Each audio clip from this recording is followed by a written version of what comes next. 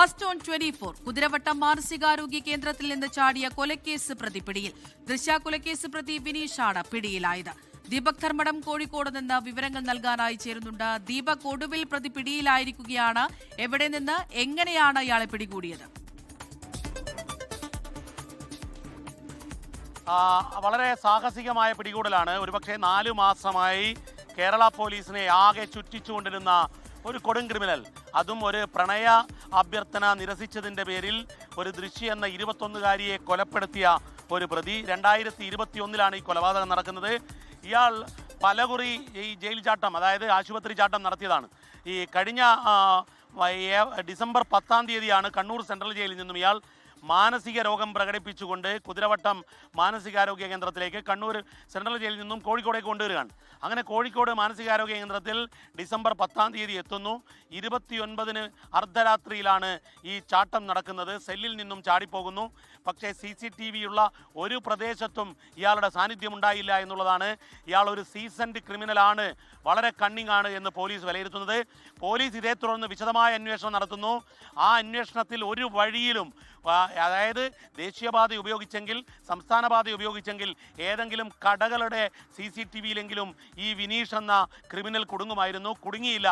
പക്ഷേ ഏറ്റവും ഒടുവിൽ പോലീസ് സൈബർ സെല്ലിലൂടെ അന്വേഷണം. പക്ഷേ ഇയാളുടെ മൊബൈൽ ഫോൺ ഇയാൾ ഉപയോഗിച്ചിരുന്നില്ല. അങ്ങനെ അന്നത്തെ സിറ്റി പോലീസ് കമ്മീഷണർ നാരായണൻ പ്രത്യേക സ്ക്വാഡ് ഉണ്ടാക്കുന്നു. അതിനുശേഷം വന്ന സിറ്റി പോലീസ് കമ്മീഷണർ ജയദേവ് ആ സ്ക്വാഡിനെ കൂടുതൽ വിപുലീകരിക്കുന്നു. ഏറ്റവും ഒടുവിൽ വന്ന പുതിയ തെരഞ്ഞെടുപ്പ് കമ്മീഷൻ നിയമിച്ച സിറ്റി പോലീസ് കമ്മീഷണർ ഉൾപ്പെടെ ഈ കേസിൻ്റെ തുടരന്വേഷണം. ഇതിനിടയിൽ DGP രവത ചന്ദ്രശേഖർ നേരിട്ട് അന്വേഷണ പുരോഗതി വിലയിരുത്തുന്നു. പക്ഷേ ഒടുവിൽ കിട്ടിയൊരു വിവരം, കർണാടകത്തിൻ്റെ ഉൾനാടൻ ഗ്രാമത്തിൽ മഹാരാഷ്ട്ര അതിർത്തിയിൽ ചില ഹോട്ടലുകളിൽ ഇയാൾ ഉണ്ടായിരുന്നു എന്ന്. ഇതിനിടയിൽ ഇയാൾ സ്വന്തം മൊബൈൽ ഫോൺ ഉപയോഗിക്കുന്നില്ലെങ്കിലും ഇയാൾ മറ്റൊരു ഫോണിലേക്ക് വിളിച്ചതായുള്ള വിവരം, അതായത് പോലീസിൻ്റെ സർവൈലൻസിൽ നിരവധി ഇയാളുമായി ബന്ധപ്പെട്ട ഇയാളുടെ ബന്ധുക്കളുടെയും മറ്റും ഫോണുകൾ ഉണ്ടായിരുന്നു. അതിലൊരു കോൾ വന്നു. അതിനെ പിന്തുടർന്ന് ഹൈടെക് സെല്ലും സൈബർ സെല്ലും ഈ കോഴിക്കോട് ക്രൈം സ്ക്വാഡും അന്വേഷണം മുന്നോട്ട് കൊണ്ടുപോയി. ആ കൊണ്ടുപോകലിനൊടുവിലാണ് വളരെ നിർണായകമായ ഈ പിടുത്തം. വളരെ കൃത്യമായി പറഞ്ഞാൽ ഡിസംബർ 29 കഴിഞ്ഞ് ജനുവരിയും ഫെബ്രുവരിയും മാർച്ചും പിന്നിട്ട് ഏപ്രിലാണ് പിടിക്കുന്നത്. ആ ഏപ്രിൽ 12 പിടിക്കുന്നു എന്ന് പറയുമ്പോൾ ഇത്രയും വൈകി കേരള പോലീസിനെ ചുറ്റിച്ച ഒരു കൊടും പ്രതിയെയാണ് ഈ പോലീസ് പിടികൂടിയിരിക്കുന്നത് എന്നുള്ളതാണ് ഏറ്റവും പ്രധാനപ്പെട്ട കാര്യം. ഇതിൽ സിറ്റി ക്രൈം സ്ക്വാഡ് വളരെ കൃത്യമായി ക്രൈം സ്ക്വാഡിന്റെ പ്രവർത്തനം സിറ്റി പോലീസ് ഏതായാലും പ്രതി പിടിയിലായിട്ടുണ്ട് എന്നുള്ളത് ഏറെ ആശ്വാസകരമായ ഒരു കാര്യം തന്നെയാണ്. വിവരങ്ങളാണ് ദീപക് ധർമ്മടം കോഴിക്കോട് നിന്ന് പങ്കുവച്ചത്.